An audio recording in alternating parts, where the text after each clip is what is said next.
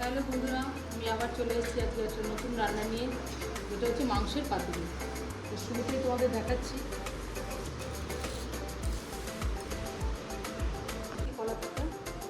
কলা পাতা ছাড়া মাংসের পাতুরি হয় না।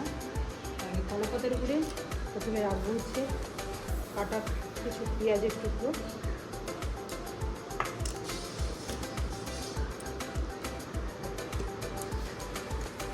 তারপর যে মশলাটা করেছি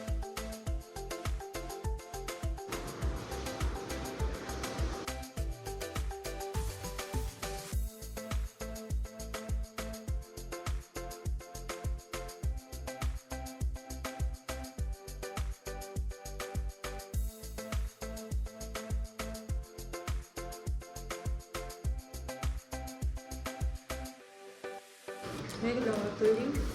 এবার আমার মাংসের পাতুরিটা আমি পেঁয়াজ ধরিয়েছি হালকা আঁচ দিয়ে, এবার কড়াইতে বসিয়ে দেবো।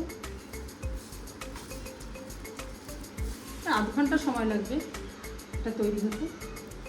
এবার আস্তে আস্তে হবে, এপিট হয়ে গেলে আবার উল্টে দেবো, আবার ওপিটটা হয়ে যাবে, তবে আমার মাংসের পাতুরি কমপ্লিট হবে। তো বন্ধুদের কাছে আমার একটাই কথা, তোমরা যদি আমাকে ভালোবাসো এবং সাপোর্ট করো, তাহলে আগামী দিন আমি আবার নতুন করে নতুন রেসিপি তোমাদের সামনে আবার তুলে দেবো।